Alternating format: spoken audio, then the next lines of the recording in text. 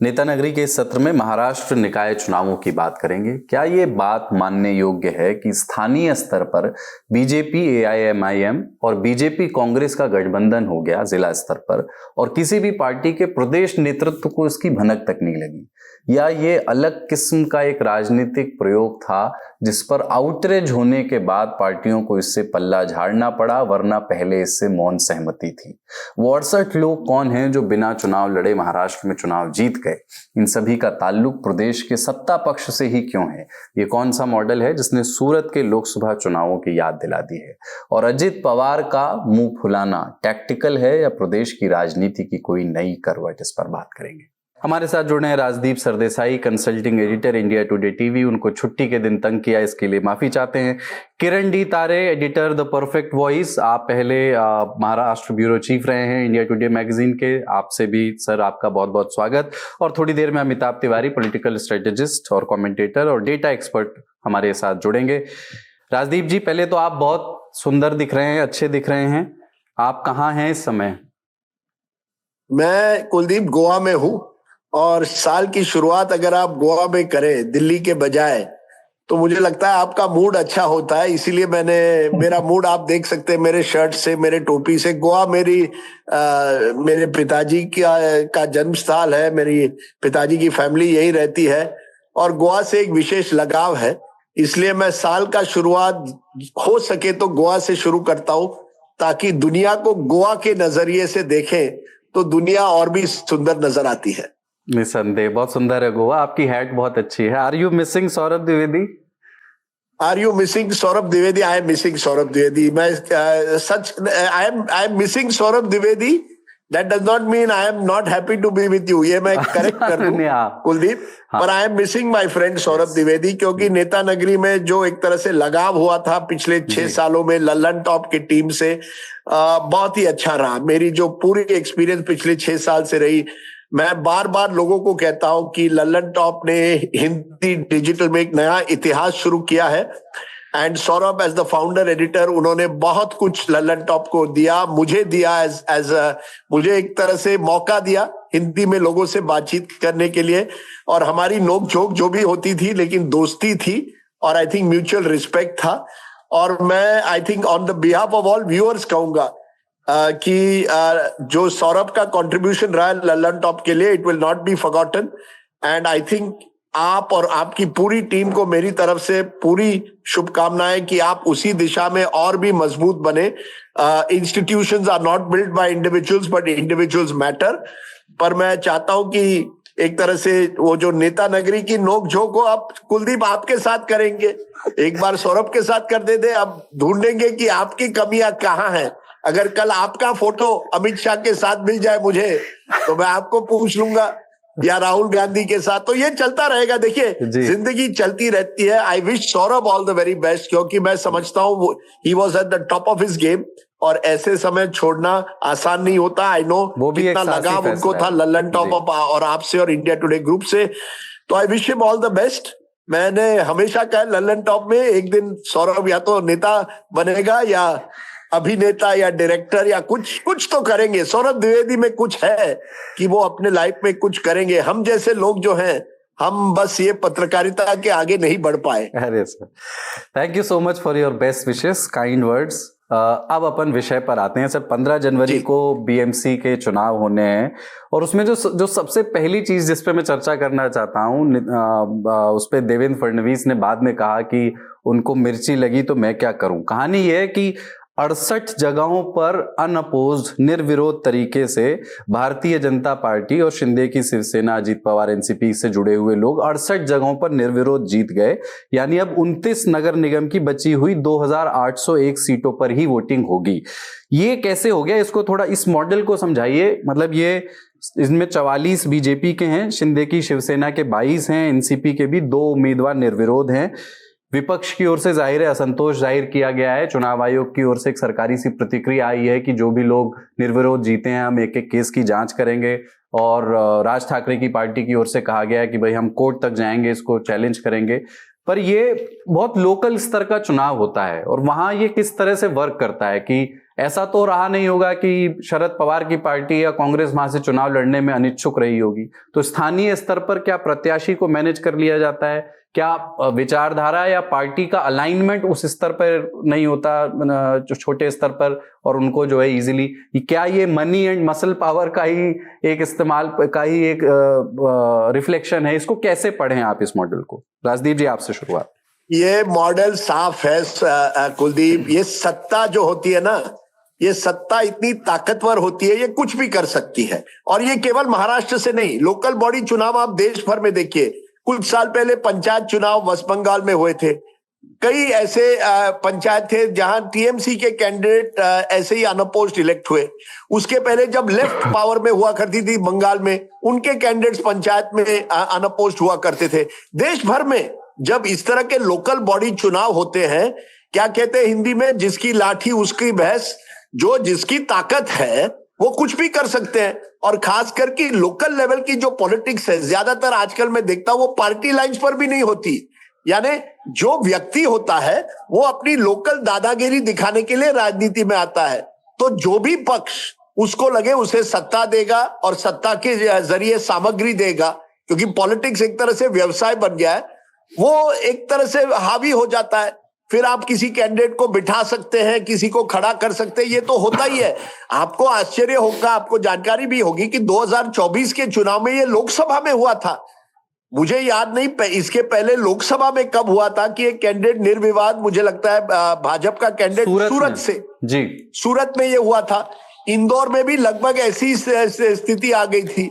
सवाल ये उठता है कि आप सोचिए ना, जब ये लोकसभा जैसे चुनाव में हो रहा है तो लोकल लेवल क्या हो गया। देखिए आज की तारीख में महाराष्ट्र में क्या है, 90% जो सीटें पिछली साल विधानसभा चुनाव जब हुए थे वो भाजपा, शिवसेना, शिंदे ग्रुप और अजीत पवार के एनसीपी को मिले थे।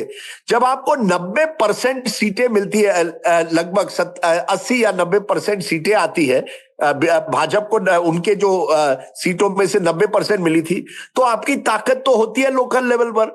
और लोकल लेवल पर जो भी कैंडिडेट जीतना चाहता है वो सत्ता के साथ जुड़ना चाहता है। और महाराष्ट्र में वही हुआ है। क्योंकि आपने पूछा ये मॉडल क्या है, ये मॉडल वही है। वेस्ट बंगाल में जो पंचायत चुनाव में होता है वो अब महाराष्ट्र में इस लोकल बॉडी चुनाव में हो रहा है। जी, जो सूरत के चुनाव का आप जिक्र कर रहे थे, 2024 लोकसभा चुनाव से पहले नीलेश कुंभानी कांग्रेस के उम्मीदवार थे और 6 प्रत्याशियों के पर्चे रिजेक्ट हो गए थे। मुकेश दलाल और मेरे ख्याल से 9 प्रत्याशियों के पर्चे रिजेक्ट हो गए थे। 6 बाद में 6 बचे थे और उन 6 के 6 ने बाद में अपना नाम वापस ले लिया और मुकेश दलाल निर्विरोध विजेता घोषित कर दिए गए। तो भारतीय जनता पार्टी उस समय 400 पार के नारे और मिशन के साथ चल रही थी। तो उस समय उसे सिर्फ 399 की ही लड़ाई लड़नी थी, मतलब उसमें से वो बाद में 240 जीते नतीजे के समय, लेकिन एक सीट वो चुनाव वोट पड़ने से पहले ही जीत चुके थे। किरण जी, तारे जी, मैं इसमें ना एक दूसरा पक्ष भी है। राजदीप जी ने कहा कि ये खुल्लम खुल्ला अभी हो रहा है, लेकिन देवेंद्र फडणवीस ने 2 बातें कही हैं। एक तो उन्होंने कहा है कि भाई आपको मिर्ची लगी, विपक्ष की ओर इशारा कर रहे हैं तो मैं क्या करूं। दूसरा, वो एक चुनावी रैली कर रहे थे इसी नगर निगम के चुनावों में ही प्रचार करते हुए, तो उन्होंने ये बात कही कि लोकसभा में अब तक 35 लोकसभा सदस्य इतिहास में निर्विरोध निर्वाचित हुए हैं, जिनमें से 33 कांग्रेस शासन के दौरान निर्वाचित हुए थे। अगर आपके कार्यकाल में निर्विरोध चुनाव होते हैं और आपका प्रत्याशी निर्विरोध चुन करके आता है, तब लोकतंत्र को खतरा नहीं होता, लेकिन अगर हमारे समय में ऐसा होता है तो आप कहते हो लोकतंत्र खतरे में है। निश्चय नहीं। सबसे बड़ी बात कुलदीप यहाँ पर क्या हुई है मुंबई में कि चुनाव आयोग ने इस सारे जो निर्विरोध जो चुन के आए हैं कैंडिडेट, उनको नजरअंदाज कर दिया है। चुनाव आयोग ने क्लियरली बोला कि यहाँ पे इलेक्शन अब नहीं होगा। नोटा का सवाल है तो नोटा में इलेक्शन नहीं होगा। लेकिन जिस विवाद को लेकर ज्यादा विवाद हुआ है वो हुआ है महाराष्ट्र विधानसभा के जो अध्यक्ष है राहुल नार्वेकर, उनके ऊपर पर्सनली आरोप लगे हैं। उनके ऊपर आरोप लगा है कि उन्होंने जो सामने वाले कैंडिडेट थे उन पर दबाव डाला, उनको पर्चा भरने से रोकने का प्रयास किया, इसलिए इस आरोपों की जो तीव्रता है वो ज्यादा बढ़ गई है। यहाँ पे महाराष्ट्र में, जैसे राजदीप सर ने बताया, बहुत अच्छी तरह से बताया कि किस तरह से सारे परम्यूटेशंस कॉम्बिनेशंस होते रहते हैं, लेकिन राजनीति का स्तर गिरते जा रहा है, वो तो ठीक है, समझ में आ रहा है। मैं आपको आज की बात बता रहा हूँ। आज कल्याण में उद्धव ठाकरे गुट के जो उम्मीदवार है उन्होंने अपना नाम अपने आप विड्रॉ करके शिंदे की पार्टी को समर्थन दिया। मतलब उन्होंने फॉर्म भरा है उद्धव ठाकरे की पार्टी से, प्रचार करेंगे शिंदे की पार्टी का। उन्होंने कहा मुझे नहीं लड़ना, आप शिंदे को वोट दीजिए। इस लेवल पे गया है। मतलब निर्विरोध तो छोड़ ही दीजिए, जिस कैंडिडेट को आपने मैदान में उतारा है वो खुद ही विड्रॉ कर रहा है। तो ये चीजें दो कारणों से होती है। एक तो उनके ऊपर दबाव होता है, या तो उनको कोई लालच दिया जाता है। दोनों भी कारण अगर होते हैं तो जो सामने वाला उसको विड्रॉ करता है वो ज्यादा जिम्मेदार है। और सबसे मजे की बात मैं आपको बताऊं इसमें क्या हुआ कि जितने भी कैंडिडेट है जिन्होंने विड्रॉ किया है, निर्विरोध चुनाव कराया है, वो मीडिया के सामने आके बोलते हैं हमारे ऊपर दबाव डाला गया, हमें लालच दिया गया। लेकिन आज तक किसी ने भी चुनाव आयोग के पास रिटर्न कंप्लेंट फाइल नहीं की है। ये सबसे बड़ी खासियत है। तो मतलब मीडिया के सामने जाके बोलना कुछ अलग बात है, लेकिन जो फॉर्मेलिटी पूरी करनी होती है, जो प्रोसेस पूरी करनी होती है, वो नहीं की होती। इसका फायदा भारतीय जनता पार्टी, शिवसेना, एनसीपी तीनों उठा रहे। इसी की वजह से देवेंद्र फडणवीस का स्टेटमेंट आया, तुमको मिर्ची लगी तो मैं क्या करूं। हम लोग चुनाव लड़ रहे हैं, हम लोग तो हर तरीके से चुनाव लड़ने का प्रयास करेंगे, हर कोई हथकंडा अपनाएंगे। आप अगर उसमें सक्सेस नहीं होते हो तो आपकी गलती है, हम इसमें सक्सेस हो रहे हैं, ये हमारा विजय है। इनका कहने का पॉइंट सिर्फ इतना ही है। सवाल उसमें ये उठता है कि ये सब क्यों हो रहा है। ये इसलिए हो रहा है कि मुंबई हो या ठाणे हो या नवी मुंबई हो, कल्याण डोंबिवली हो, पुणे हो, ये सारी नगर निगम जो है वो बहुत ही रिच है, कैश रिच है। मुंबई का बजट 71,000 करोड़, 71,000 करोड़ का बजट है, जो भारत के 8 राज्यों से ज्यादा होता है। तो मुंबई का कॉर्पोरेटर इन राज्यों के एमएलए से या वहां के जो एमपीज आते हैं उनसे भी कई गुना अमीर होता है।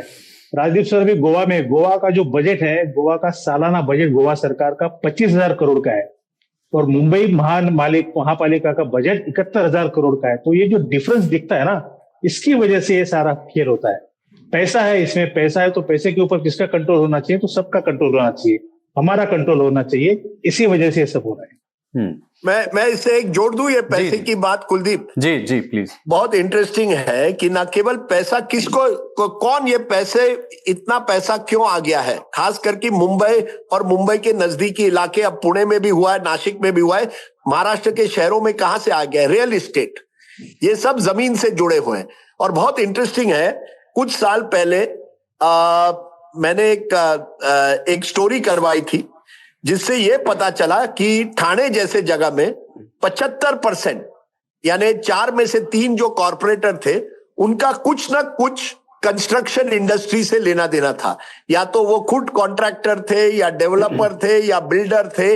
लेकिन पूरी तरह से ठाणे जो बहुत एक्सपैंड हुआ है, कहीं ना कहीं जितने भी कॉर्पोरेटर चुनकर आ रहे थे, उनका बिल्डिंग इंडस्ट्री, रियल एस्टेट से कनेक्शन था, जो बिल्कुल कैश रिच इंडस्ट्री हुआ करती है।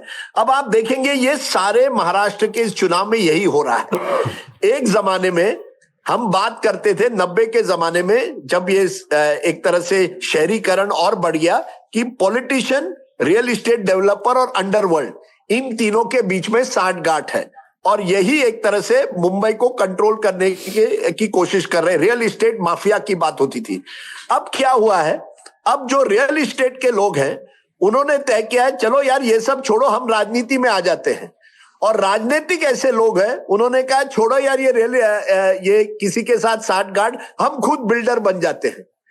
तो कई पॉलिटिशियन बिल्डर बन गए हैं, हालांकि बेनामी या प्रॉक्सी नाम में, और कई रियल एस्टेट लोग पॉलिटिक्स में आ गए हैं। मैं इस बार भी जो आंकड़े निकलेंगे आपको वही दिखेंगे। 60% से ज्यादा, मैं चैलेंज देता हूं, 70% से ज्यादा आपको ऐसे लोग मिलेंगे जो चुनकर आएंगे, जिनका कुछ ना कुछ नाता इस पूरे रियल एस्टेट लॉबी से है। जमीन जिसके पास है उसके पास दौलत है, और यही हुआ है। इसलिए मैंने कहा ये व्यवसाय बन गया है।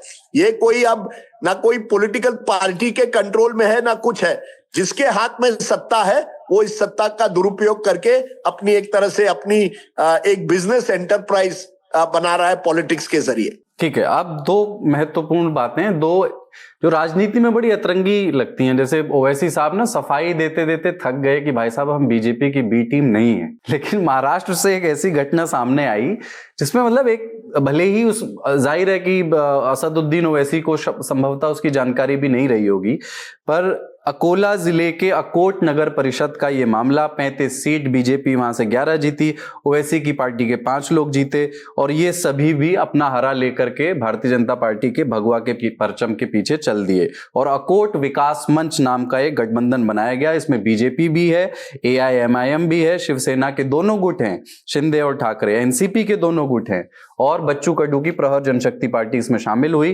गठबंधन को अकोला जिला कलेक्टर में रजिस्टर कराया गया और बीजेपी के पार्षद रवि ठाकुर को इस नए गठबंधन का लीडर चुना गया। बाद में प्रतिक्रियाएं आई भारतीय जनता पार्टी की ओर से कि ऐसा स्वीकार्य नहीं है, जहां जहां जिला स्तर पर इस तरह का हुआ है हम कार्रवाई करेंगे। दूसरा मामला अंबरनाथ नगर परिषद का, ठाणे जिले में ये पड़ता है। 60 वहां पर वार्ड है, 31 पार्षदों का साथ उसमें चाहिए था, तो एकनाथ शिंदे की पार्टी शिवसेना जो है वहां सबसे बड़ी पार्टी बनी, 27 सीटें, लेकिन बहुमत उनको भी नहीं मिला। तो बीजेपी ने क्या किया कि बाकी जितने बचे हुए लोग थे इंक्लूडिंग कांग्रेस, उनको एक साथ जमा किया, एनसीपी भी उसमें शामिल थी, और बीजेपी की लीडर तेजश्री करंजुले को मेयर बना दिया। और फिर ये बयान दिया गया कि भ्रष्टाचार से मुक्ति के लिए ये जरूरी था। ये बड़ी अजीब सी बात है कि कांग्रेस का साथ लेकर के भारतीय जनता पार्टी के इस अलायंस ने ये कहा कि भ्रष्टाचार से मुक्ति के लिए जरूरी था, जबकि भ्रष्टाचार के जाने कैसे कैसे आरोप कांग्रेस पर भारतीय जनता पार्टी प्रिंसिपली लगाती रही है। और शिंदे साहब जिनके साथ वो सत्ता में हैं, उनको दरकिनार कर दिया, उनकी 27 सीटों के साथ उनको उस नगर परिषद में विपक्ष में छोड़ दिया। ये भारतीय बहुत छोटे स्तर की घटनाएं हैं, लेकिन ये अतरंगी हैं क्योंकि ये प्रदेश स्तर की राजनीति का पैटर्न या राष्ट्रीय स्तर के राजनीति के पैटर्न से एकदम मेल नहीं खाती हैं। बाद में प्रतिक्रियाएं आई प्रदेश स्तर के नेताओं की, राष्ट्रीय स्तर के प्रवक्ताओं की भी कि हाँ ऐसी सूचना मिली है, जहां जहां होगा हम जांच करेंगे, कार्रवाई करेंगे। पर ये हो कैसे गया और खबर कैसे नहीं मिली प्रदेश नेतृत्व को, राष्ट्रीय नेतृत्व को? उनके तो लोग इतने सक्रिय रहते हैं, लोग कनेक्टेड नेटवर्क में रहते हैं। राजदीप जी। सर मैं अब आपको कहानी बताता हूँ, खास करके अंबरनाथ की। अंबरनाथ जो है वो मुंबई से जुड़ा हुआ है। अब देखिए मुंबई बड़ा धीरे धीरे मुंबई एक तरह से पुणे की दिशा में जा रहा है, एक शहर बन रहा है। डोंबिवली जो एक समय में मुंबई के डिस्टेंट सबब माने जा रहे थे, एक तरह से अब सब ग्रेटर मुंबई बन गया है। लेकिन उसमें अंबरनाथ, उल्लासनगर, डोंबिवली, ठाणे, ये जो मुंबई के नजदीकी इलाके हैं, यहां भी लोग जा रहे हैं क्योंकि मुंबई में घर लेना बहुत महंगा पड़ता है, तो वहां चले जाते हैं। वहां भी जो है रियल एस्टेट माफिया धीरे धीरे अपनी पकड़ बना रहे हैं। लेकिन यहां क्या हुआ, ये जो कल्याण, डोंबिवली, ठाणे एरिया है, ये शिंदे का गढ़ माना जाता है, एकनाथ शिंदे का गढ़ माना जाता है। यहीं से तो वो उभर कर आए थे, ठाणे से उनकी एक तरह से राजनीतिक राइज हुई थी, वहीं से वो उभर कर आते हैं। अब उनके बेटे जो है वो कल्याण डोंबिवली के लोकसभा MP है, और वो चाहते थे कि इस चुनाव में पूरी अंबरनाथ, उल्लासनगर, डोंबिवली, कल्याण डोंबिवली और ठाणे, इस पर शिंदे सेना की पूरी पकड़ हो। अब उनके खिलाफ कौन हो गए? भाजपा के कुछ लोकल नेता, उसमें से एक नेता बड़ा नेता है। 6 महीने पहले भाजपा ने किसको चुना अपना महाराष्ट्र का अध्यक्ष? रविंद्र चव्हाण। वो आते हैं MLA डोंबिवली से। अब आप सोचिए, पूरे महाराष्ट्र जैसे बड़े राज्य में आपने एक ऐसे व्यक्ति को चुना, एक ऐसे इलाके से जहां आपके सहयोगी दल का वर्चस्व है। तो भाजपा के कुछ नेता चाहते थे कि, या नेतृत्व चाहता था कि शिंदे को एक मैसेज जाए कि देखिए बीजेपी अब महाराष्ट्र की नंबर 1 पार्टी है, और ठाणे में भी और डोंबिवली, कल्याण में भी हम आपको टक्कर दे सकते, तो रविंद्र चव्हाण को आप अध्यक्ष बनाते हैं। अब जो वहां के लोकल लेवल जब चुनाव के नतीजे निकले, रविंद्र चव्हाण को, जो मेरी जानकारी है और मैंने कई लोगों से बात की, उनको पूरी जानकारी थी कि कांग्रेस और भाजपा के जो लोकल लेवल की एक अंडरस्टैंडिंग होके शिवसेना को आप अलग कर सकते हैं। वही शिवसेना जिसके साथ आप मुंबई में राज कर रहे हैं, यानी मंत्रालय में राज कर रहे हैं। तो देवेंद्र फडणवीस का कहना है कि मुझे कुछ मालूम नहीं था। अब ये मालूम नहीं था, नहीं मालूम था, ये बात अलग है। लेकिन रविंद्र चव्हाण, मैंने कई लोगों से बात की है, उन्होंने कहा रविंद्र चव्हाण को पूरी तरह से मालूम था, क्योंकि रविंद्र चव्हाण का मैंडेट है कि आप उस एरिया में भाजपा को मजबूत करिए। तो वहां के लोकल कांग्रेसियों ने जो खुद कहते हैं कि हमें भी पैसे देने पड़े थे हमारे टिकट के लिए, ये उनका कहना, हालांकि कांग्रेस वहां नेतृत्व इसे डिनाई कर रही है। उन्होंने रविंद्र चव्हाण से बात की और ये लोकल लेवल पर जो हुआ है इसकी पूरी जानकारी रविंद्र चव्हाण जो महाराष्ट्र बीजेपी के अध्यक्ष है उन तक तो थी। आज तो उन्होंने, उनका बयान है कि इन्होंने हमें ज्वाइन किया है। पहले तो कांग्रेस ने उनको सस्पेंड किया जैसे ही भाजपा के साथ अलायंस की बात हुई, उसके बाद ये ज्वाइन होते हैं और रविंद्र चव्हाण कहते हैं ये विकास के लिए ज्वाइन हुए हैं, सत्ता के लिए नहीं। और किसको आपने कमजोर कर दिया? श्रीकांत शिंदे जो एकनाथ शिंदे के बेटे हैं, कल्याण डोंबिवली के एमपी है, उनको कमजोर करने के लिए आपने ये गठबंधन किया। तो सोचिए ना राजनीति कैसी है। इससे कहते हैं पॉलिटिक्स ऑफ अपॉर्चुनिज्म कहिए या पावर, ये सत्ता की राजनीति है। और ये आश्चर्यजनक है कि कांग्रेस आलाकमान और बीजेपी आलाकमान का कहना है कि हमें कुछ नहीं मालूम। हो सकता है क्योंकि ये लोकल लेवल डील्स हो रहे हैं। लोकल लेवल डील्स कितने हद तक मंत्रालय तक पहुंचते मालूम नहीं, लेकिन महाराष्ट्र में एक बात हो रही है कि जब से देवेंद्र फडणवीस और भाजपा को पिछले साल इतनी बड़ी बहुमत मिली, तब से लगातार प्रयास हो रहा है कि पूरे महाराष्ट्र पर एक तरह से कब्जा हो। अब विधानसभा में तो हो ही गया है, अब रह गए पिछले महीने नगर पालिका पर बीजेपी नंबर 1 पार्टी आई, अब रह गए म्युनिसिपल कॉर्पोरेशन। जैसे किरण ने कहा यहां सबसे बड़े बजट होता है, the whole thing is that कि भैया सबसे बड़ा रुपया। तो इन लोगों के लिए ये एक तरह से एक अंडरस्टैंडिंग हो गई और इसी अंडरस्टैंड, और ये हर म्युनिसिपल कॉर्पोरेशन में हो रहा है। कुलदीप आप सोचिए कि मुंबई में कांग्रेस वंचित बहुजन के साथ है, यूबीटी शिवसेना मनसे राज ठाकरे के साथ है, बीजेपी एकनाथ शिंदे के साथ है, अंबरनाथ में एक नया कॉम्बिनेशन आता है, ठाणे में शिंदे सेना और बीजेपी एक है, नासिक में मनसे यूबीटी और कांग्रेस एक साथ आने की कोशिश कर रहे हैं ताकि बीजेपी को हरा सके, पुणे में शरद पवार और अजीत पवार एक साथ आ रहे हैं ताकि बीजेपी को हरा सके। तो ये जो भी हो रहा है लोकल लेवल पर, और इंटरेस्टिंग है, मैंने ट्वीट किया कि मैंने पहले तो नहीं सुना था कांग्रेस और बीजेपी एक साथ आती है चुनाव के लिए। उसका तुरंत मुझे जवाब आया केटीआर जो मंत्री हुआ करते थे तेलंगाना में। राजदीप जी आपके जानकारी में यही तेलंगाना के लोकल बॉडी चुनाव में कुछ साल पहले हुआ था। तो ये कोई, मुझे लगता है लोकल चुनाव जो हो रहा है ना कुलदीप, उसमें पार्टी का कोई बहुत ही कम रोल हो रहा है, सब अपने सुविधा अनुसार कर रहे हैं। लेकिन हाँ, अमरनाथ में खास करके मैं इतना कह सकता हूं कि वहां जरूर रविंद्र चव्हाण चाहते हैं कि वो उस पूरे एरिया के नंबर 1 नेता बने। श्रीकांत शिंदे एक तरह से उनके प्रतिद्वंदी बन गए हैं और श्रीकांत शिंदे के नजदीकी लोग मुझे कहते हैं कि श्रीकांत शिंदे बहुत गुस्से में है और वो चाहते हैं कि कुछ एक्शन हो, लेकिन करे तो क्या करे। अब तो वो कांग्रेस लोग भी बीजेपी के साथ आ गए, तो आप करेंगे तो करेंगे क्या। और जहां तक ओवैसी जी की बात है, मैंने उनको भी कांटेक्ट किया, उनका भी कहना है मुझे कुछ मालूम नहीं लोकल लेवल पर क्या हो रहा है। और इनमें एआईएमआईएम में ऐसे कई लोग थे जिनको कांग्रेस या दूसरी पार्टियों ने टिकट नहीं दी थी, वो एआईएमआईएम के चिन्ह पर लड़ेंगे, लेकिन अगर उन पर एक्शन हो वो तुरंत दूसरे पार्टी में शामिल होकर सत्ता का मौज उठाएंगे। As I said, whole thing is that Kuldeep सबसे बड़ा रुपया आप और हम यहाँ पत्रकार रहेंगे, लोकल बॉडी कॉर्पोरेटर होते तो आपकी जिंदगी बदल जाती, BMW में चल जाते कल जी। किरण जी, ये अकोट नगर परिषद वाला थोड़ा और विस्तार से अगर आप बता सकें, मतलब क्योंकि सुनने में सबसे अजीब यही है कि एआईएमएम और एमआईएम और बीजेपी का गठबंधन हुआ। राजदीप जी कह रहे हैं कि असदुद्दीन ओवैसी से उनकी बात हुई और वो ये कह रहे हैं कि हमें पता नहीं था। कांग्रेस के प्रदेश अध्यक्ष का बयान आया और उन्होंने कहा कि बीजेपी और कांग्रेस वाले अलायंस पर उनका बयान भी आया कि हम रिपोर्ट मंगाई है और अगर आरोप सही पाए गए तो कार्रवाई होगी।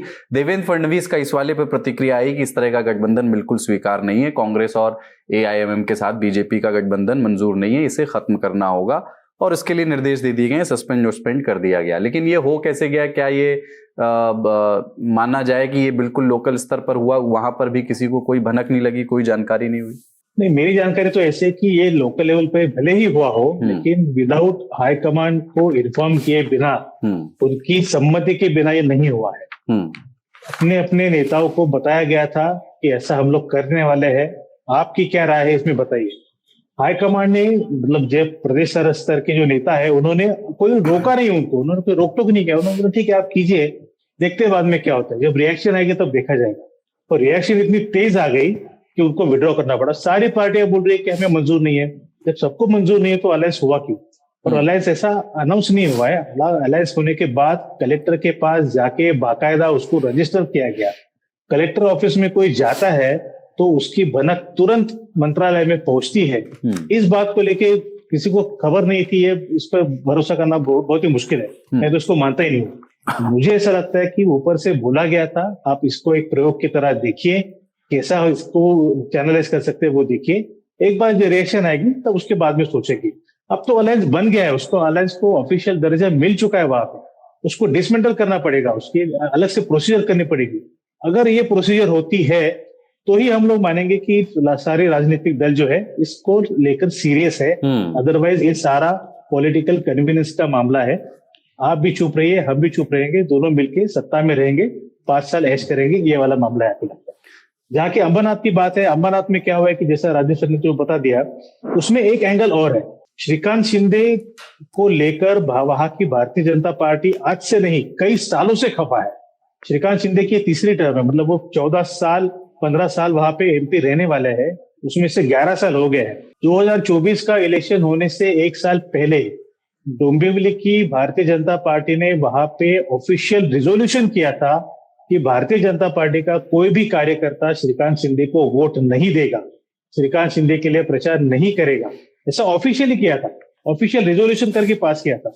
उसके बाद में काफी हंगामा हुआ, दिल्ली से बोला गया कि ऐसा नहीं करना है, आपको अपने दोस्त का ख्याल रखना है, इसलिए भारतीय जनता पार्टी के कार्यकर्ताओं ने श्रीकांत शिंदे का प्रचार किया था। लेकिन भाजपा के मन में श्रीकांत शिंदे को लेके जो एक गुस्सा है, उनको लेके काफी तीखी आलोचना वहां पे होती है। उसका नतीजा ये है कि यहाँ पे श्रीकांत शिंदे के जो खास है उनको दूर रख के अपना वहां पे नगराध्यक्ष होना चाहिए, इसलिए भारतीय जनता पार्टी ने सब कदम उठाए। इसके लिए मैंने कल भी बोला था कि इसके लिए मुझे ऐसा लगता है कि रविंद्र चव्हाण जो प्रदेश के अध्यक्ष है भारतीय जनता पार्टी के, उनको सिर्फ जानकारी थी ऐसा नहीं है, उनकी मंजूरी के बिना ये नहीं हो सकता। डोंबिवली से अंबरनाथ जाने में हार्डली आधा घंटा लगता है और खबर तो उससे भी ज्यादा तेज गति से दौड़ती है, उनके पास आती है। व्हाट्सएप पे मैसेज डिलीवर होने में 1 सेकंड लगता है। व्हाट्सएप पे तो व्हाट्सएप पे तो आपको दिल्ली में पता चल गया, तो डोंबिवली में तो पता चलना ही है। अंबरनाथ डोंबिवली इतना पास में होता है। बात यह है कि आज रविंद्र चव्हाण की मौजूदगी में ये 12 जो चुनकर आए थे उनके मेंबर्स, तो सारे के सारे बीजेपी में चले गए। तो जब उनको आपको पता है कि ये सब नहीं हो रहा है, ये सब अनएथिकल है, तो आपने उनको प्रवेश दिया है अपनी पार्टी में, इसका मतलब क्लियर है उनकी रजामंदी के बिना, उनकी अप्रूवल के बिना ये सब नहीं हो सकता। ठीक है, एक प्रश्न और किरण जी आपसे करना चाहता हूं। मतलब इस बार अगर हम जो अभी सीटों का बंटवारा और जो अलायंस बना है, बीएमसी चुनावों की मैं बात कर रहा हूं, बीजेपी और शिवसेना के बीच समझौता हुआ, पर प्रदेश की सत्ता में शामिल जो तीसरी पार्टी है एनसीपी अजीत पवार गुट, उसको बीएमसी के इस अलायंस से बाहर रखा गया। अजीत पवार के भीतर इसको लेकर के कोई नाराजगी है क्या? कोई बैक चैनल बातचीत का कोई चैनल चल रहा है जिसमें उस नाराजगी को एड्रेस करने की बात चल रही हो, उन्होंने अपनी बात कहीं रखी हो? अजीत पवार का केस बहुत ही इंटरेस्टिंग है कुलदीप। इस बार अजीत पवार की पार्टी का मुंबई में कोई अस्तित्व नहीं है, इसलिए उनको अलायंस से बाहर रखा गया, ये बात बिल्कुल साफ है। लेकिन यही अजीत पवार पुणे में और पिंपरी चिंचवड़ में रोज बीजेपी की धुलाई कर रहे हैं, बीजेपी को करप्ट बता रहे हैं। उन्होंने कहा कि बीजेपी की वजह से पुणे का इंफ्रास्ट्रक्चर डेवलप नहीं हो पाया, बीजेपी की वजह से पुणे का कचरा आज भी शहर में फैला हुआ है, पिंपरी चिंचवड़ में जो बदहाली दिख रही है उसका कारण भी बीजेपी है। ऐसे रोज आरोप होते रहे और रोज ये आरोप करने वाले अजीत पवार है।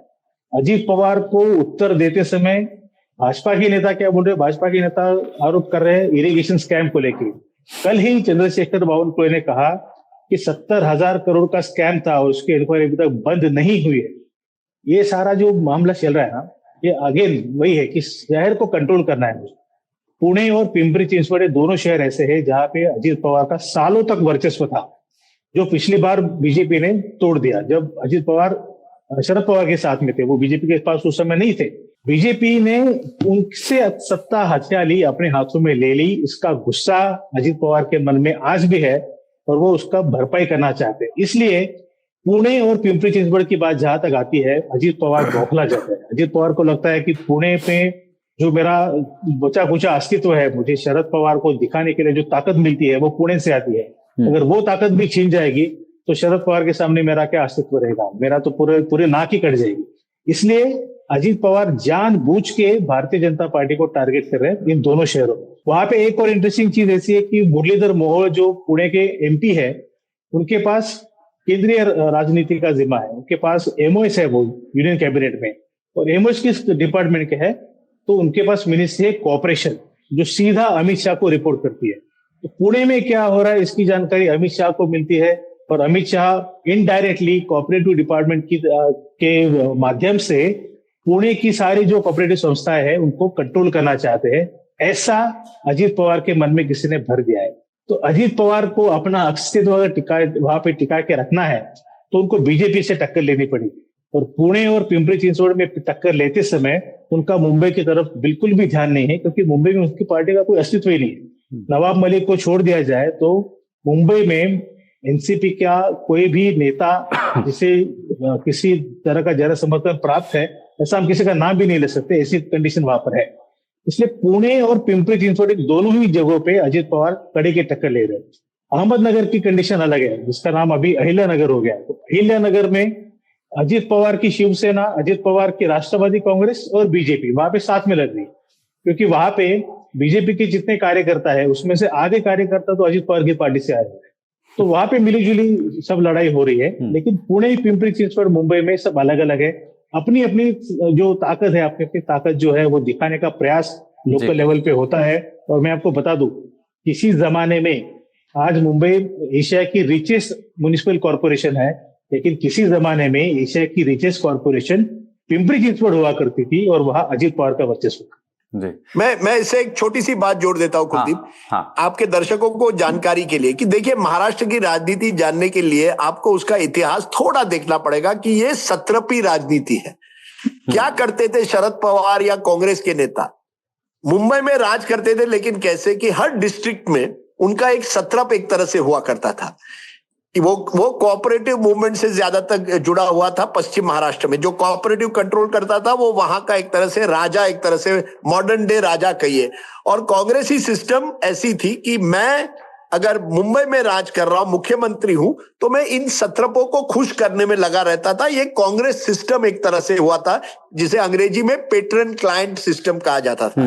अब बीजेपी को पता चल गया है कि अगर हमको महाराष्ट्र में राज करना है, किसी एक पार्टी पर जिम्मा अलायंस भी नहीं करना है, पूरी ताकत से हमें मेजॉरिटी लानी है, जो अब तक बीजेपी को कभी मेजॉरिटी अपने आप नहीं मिली। 2024 के भी चुनाव में उनको एनसीपी अजीत पवार और शिवसेना शिंदे के साथ गठबंधन करना पड़ा। हम तभी कर सकते हैं जब हम इन सत्रपों को खत्म कर दें। तो ये जो म्युनिसिपल चुनाव है वो उस तरीके से बहुत इंपॉर्टेंट है कि हम ठाकरे परिवार को एक तरह से मुंबई में खत्म करते, धीरे धीरे शिंदे परिवार को ठाणे, डोंबिवली, अंबरनाथ, उस पूरे एरिया में खत्म कर दे, अजीत पवार को पुणे, पिंपरी चिंचवड़ और उनके इर्द गिर्द एरिया में कमजोर कर दे, और इसी तरह से पूरे महाराष्ट्र पर हमारी एक तरह से पकड़ हो।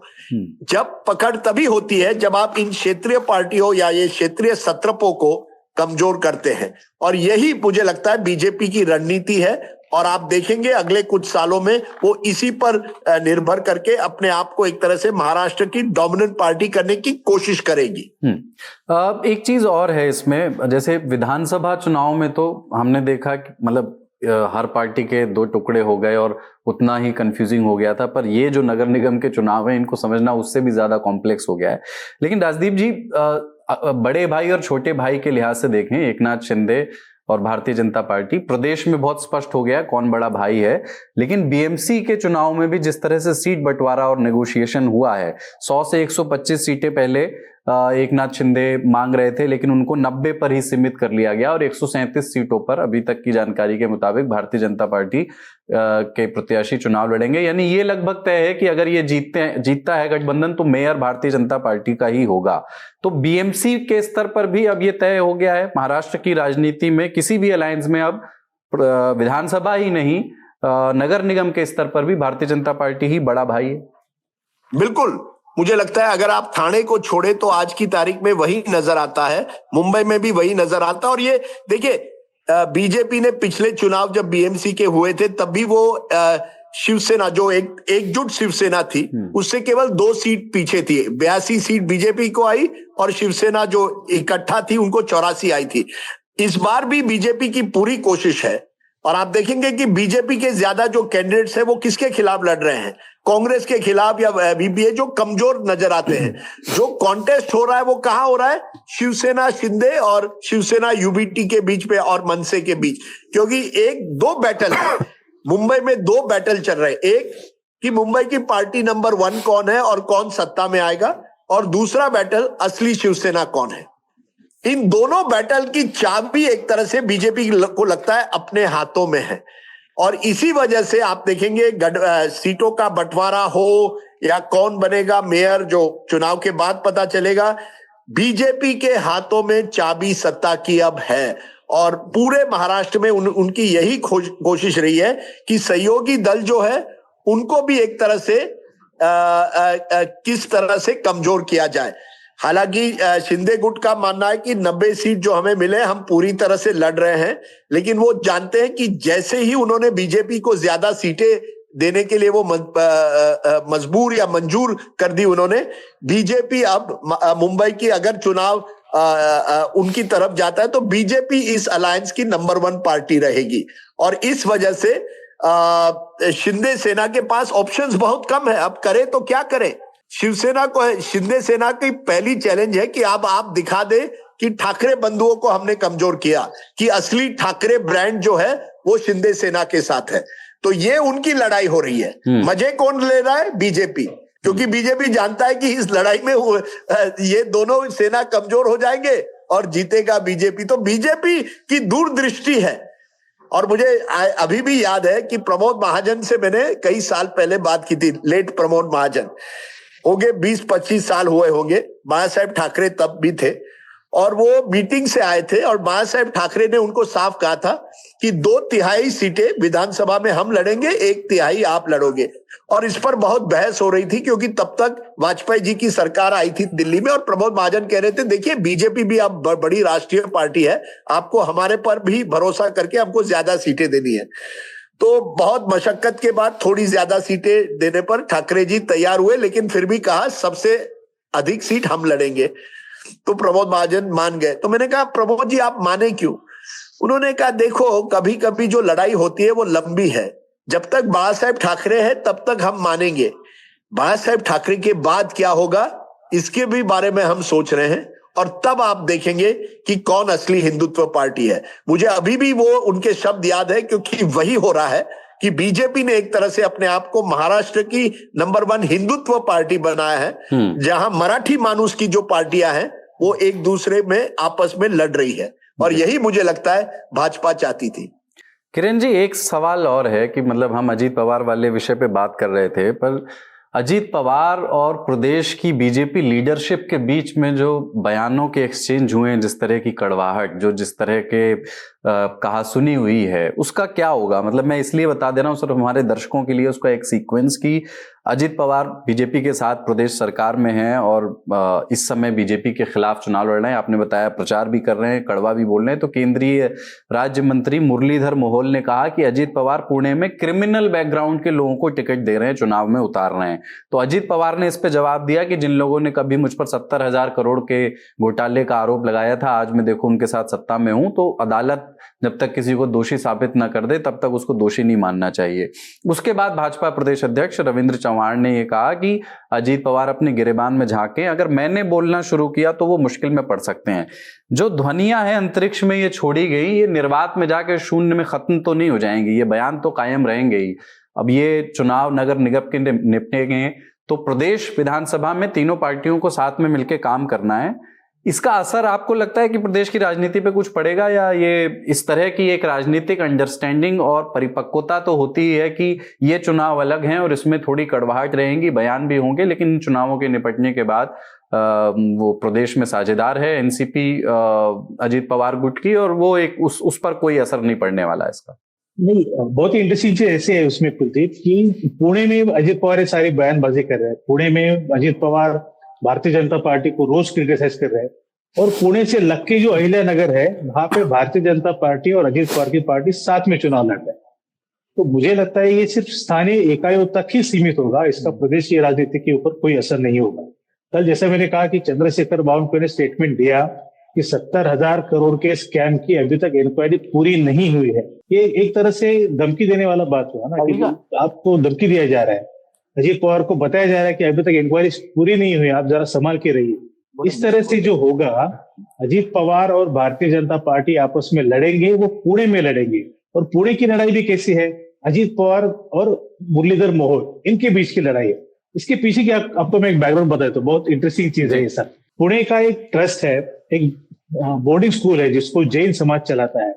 उस बोर्डिंग स्कूल को बेचने का किसी प्राइवेट रीडेवलपमेंट के लिए किसी प्राइवेट डेवलपर को देने की बात हुई थी, और उस डेवलपर का पार्टनर था मुरलीधर मोहोळ।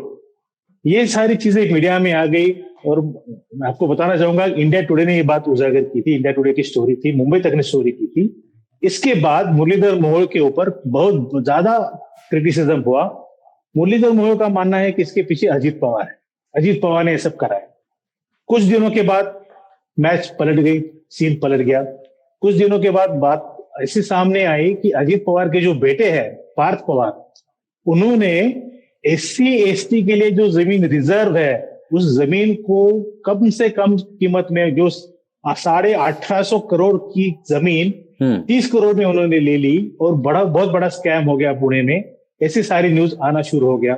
अजित पवार को लगा कि मुरलीधर मोहोळ मुझसे बदला ले रहे हैं, मुरलीधर मोहोळ ने ये सारी बातें फैलाई। तो इस तरह से मुरलीधर मोहोळ वर्सेस अजित पवार की लड़ाई इसमें हो रही है। दोनों के बीच की लड़ाई का जो परिणाम हमें दिखना है, वो ये सारी बयानबाजी में दिख रहा है। और एक इंटरेस्टिंग चीज ये है कि महाराष्ट्र का जो कुश्ती फेडरेशन है, महाराष्ट्र कुश्ती फेडरेशन के अध्यक्ष है अजित पवार और उपाध्यक्ष है मुरलीधर मोहोळ। वहां पे दोनों साथ है। बाहर कुश्ती खेल रहे हैं राजनीति में, लेकिन कुश्ती फेडरेशन में दोनों साथ है। और इससे जुड़ी हुई कुलदीप, ये सब जो कुश्ती प्लेयर है, असली जो एक तरह से अपने आप को भारत केसरी बनना चाहते हैं, आप लोग उसे नॉर्थ इंडिया में चाणक्य कहते हैं, लेकिन महाराष्ट्र में देवेंद्र फडणवीस, इसमें हमने उनका नाम नहीं लिया है, लेकिन अगर ये जो भी हो रहा है, नेता नंबर 1 कौन उभर कर आ रहे हैं? देवेंद्र फडणवीस। आप ही के नेता नगरी में मैंने 3-4 शायद 6 महीने पहले कहा था, जब बात हो रही थी आफ्टर मोदी हु, फडणवीस को आप ध्यान में रखिए। ये पूरे खेल में कहीं ना कहीं मजबूत कौन निकल कर आएंगे? अगर ये सब खेल हो रहे हैं कि लोकल लेवल पर ये फाइट्स, इसका फायदा सबसे ज्यादा किसको होगा? देवेंद्र फडणवीस को। He will emerge even stronger. अगर बीजेपी मुंबई में जीतती है, पुणे में अजित पवार को कमजोर कर पाती है, तो सबसे ज्यादा फायदा जो पहुंचेगा वो शायद देवेंद्र फडणवीस को पहुंचेगा। अमिताभ तिवारी जी भी हमारे साथ हैं, पॉलिटिकल स्ट्रेटेजिस्ट। आप पहले भी उनको नेता नगरी में देख चुके हैं, कमेंटेटर हैं, डेटा पर बहुत काम करते हैं। तो अमिताभ जी, हमने नगर निगम पर एक ओवरऑल पिक्चर पर बात की, पर बीएमसी को लेकर के जो आपने सर्वे किया है, उसकी की फाइंडिंग्स क्या हैं आपके हिसाब से? आई नो अभी मतलब सीटों और उसके रुझान के लिहाज से नहीं है, पर कौन सा समाज क्या सोच रहा है, वो उसकी की फाइंडिंग्स थोड़ा सा बताइए ताकि एक इशारा मिले। देखिए, जब हमने लोगों से बात करी तो काफी बेसिक से हमने शुरुआत करी कि क्या आप अपने कॉर्पोरेटर का नाम जानते हैं? क्योंकि बीएमसी में पिछली बार सिर्फ 55% टर्नआउट हुआ था, यानी एक अर्बन एपैथी है बीएमसी में। तो 40% लोगों ने कहा कि हम अपने कॉर्पोरेटर का नाम नहीं जानते हैं। ठीक है। उसके बाद 60% लोगों ने कहा कि हम अपने कॉर्पोरेटर के पास कभी किसी काम के लिए गए ही नहीं। जिन 40% लोगों ने कहा कि हम अपने कॉर्पोरेटर के पास काम के लिए गए हैं, उसमें से 25% का काम हुआ और 15% का नहीं हुआ। ठीक है। तो ये अवेयरनेस लेवल पे ये है। 40% लोग नाम ही नहीं जानते, 60% का कोई वास्ता ही नहीं हुआ आज तक कॉर्पोरेटर्स के साथ। अब जब हमने सैटिस्फैक्शन लेवल पूछा, तो सरप्राइजिंगली डिस्पाइट अर्बन एपैथी 2/3 लोग कॉर्पोरेटर के काम से खुश हैं। ठीक है। अब इसका ये डिडक्शन हो सकता है कि 60% को तो कोई लेना देना ही नहीं है सॉर्ट ऑफ, क्योंकि वो कभी गए ही नहीं कॉर्पोरेटर के पास काम के लिए, और जो 40% गए उसमें से 25% का काम हो गया, तो लगभग 60% लोगों का काम हुआ, तो 2/3 लोग सेटिस्फाइड हैं कॉर्पोरेटर के काम से। अब पिछले 4 साल से बीएमसी कमिश्नर रूल कर रहा है, यानी कॉर्पोरेटर का टर्म एंड हो गया है। तो जब हमने लोगों से पूछा कि ये बीएमसी कमिश्नर का जो टर्म है पिछले 4 सालों का और जो कॉर्पोरेटर का टर्म था, अगर आप उसको कंपेयर करें तो स्थिति सुधरी है या खराब हुई है या वैसे की वैसी है। यहां पर भी लगभग 60% लोगों का मानना था, 60% से ऊपर की स्थिति बेटर या मच बेटर है। ठीक है, अब हमने जब मुद्दों की बात करी, क्योंकि मुद्दों की बहुत बात होती है बीएमसी में, और बीएमसी लेवल के मुद्दे रखे, तो पॉटहोल्स और वाटर लॉगिंग नंबर 1 पे है, जो कि काफी ऑब्वियस है। इनएडेक्वेट पब्लिक इंफ्रास्ट्रक्चर, अभी बेस्ट बसों के ऊपर काफी डिबेट है वहां पे कि वो प्राइवेटाइज हो रहे हैं या फिर बसों की संख्या कम है, तो इनएडेक्वेट पब्लिक ट्रांसपोर्ट भी एक बहुत बड़ा इशू है। Waste management, sanitation, education, health, schools, hospitals, parks, open spaces, air pollution, ये सारे 8-10 टॉप के मुद्दे हैं। बीएमसी जो है वो 6 लोकसभा सीट, 36 विधानसभा सीट और 227 वार्ड हैं, यानी हर विधानसभा सीट पे 6.3 वार्ड्स हैं, 6 से 7 वार्ड हैं लगभग। पूरे राज्य में शिवसेना यूबीटी को सिर्फ 10% वोट था और मनसे को 1.5% के करीब।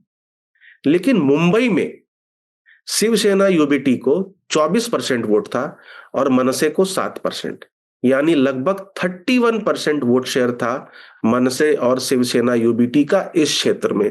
वहीं बीजेपी और एकनाथ शिंदे दोनों मिला करके लगभग 47% वोट शेयर है। तो जहां यूबीटी पूरे राज्य में कमजोर है और रेस्ट ऑफ महाराष्ट्र में आप कह सकते हैं कि रियल शिवसेना आज एकनाथ शिंदे अपने आप को एस्टैब्लिश कर चुकी है, मुंबई में रियल शिवसेना की जो फाइट है, राउंड 1 हुआ लोकसभा में जहां यूबीटी का पल्ला भारी था, राउंड 2 हुआ विधानसभा में जहां एकनाथ शिंदे की पार्टी या महायुति का पल्ला भारी था, और राउंड 3 जो है ये फाइनल राउंड होगा। यहां पर 11 सीटों पर दोनों शिवसेना एक साथ लड़े थे, उसमें 6 यूबीटी जीती थी और 5 शिवसेना जीती थी। अगर मराठी मानुस और मुस्लिम समुदाय इन दोनों का कंसोलिडेशन ठाकरे ब्रदर्स के फेवर में नहीं होता है, सिग्निफिकेंट कंसोलिडेशन, तो इस चुनाव में, जो कि हमारे सर्वे में भी दिख रहा है, अभी तक एज जो है वो महायुति को हो रहा है, क्योंकि महिला और गैर मराठी समाज का ज्यादा वोट जो है वो उनको पड़ता हुआ दिख रहा है। तो नेता नगरी में आज इतना ही। कुलदीप मिश्र के साथ रहे आप। नमस्कार।